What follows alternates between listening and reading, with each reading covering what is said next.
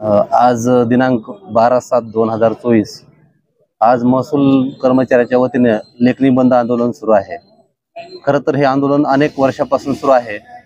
महसूल कर्मचाऱ्याच्या विविध मागण्या आहेत, जशा की जुनी पेन्शन योजना लागू करणं, महसूल कर्मचाऱ्याचा ग्रेड पे वाढवणं। जसा की तलाठी कर्मचाऱ्यांना 2400 ग्रेड पे आहे, परंतु महसूल कर्मचाऱ्यांना म्हणजे महसूल सहाय्यकांना 1900 ग्रेड पे आहे। तर दोघांचं काम सारखंच आहे। महसूल कर्मचाऱ्यांना कामाचा प्रचंड ताण आहे, तरी ग्रेड पे 1900 आहे।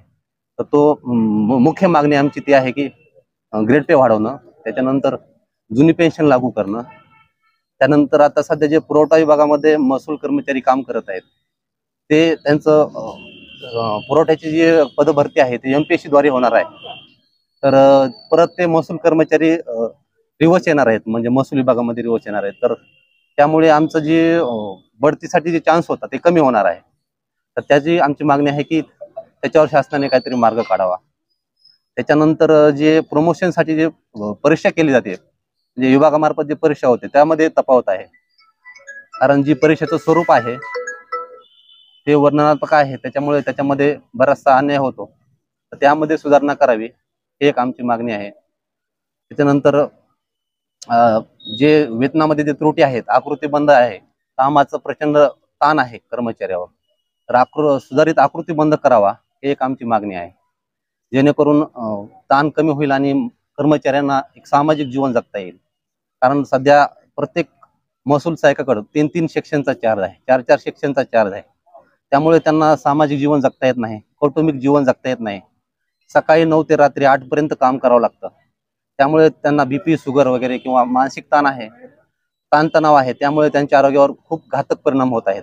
तर त्या बाबतीमध्ये शासनाने काहीतरी ठोस निर्णय घेऊन सुधारित आकृतीबंध करावा, पदसंख्या वाढवावी ही आमची मागणी आहे।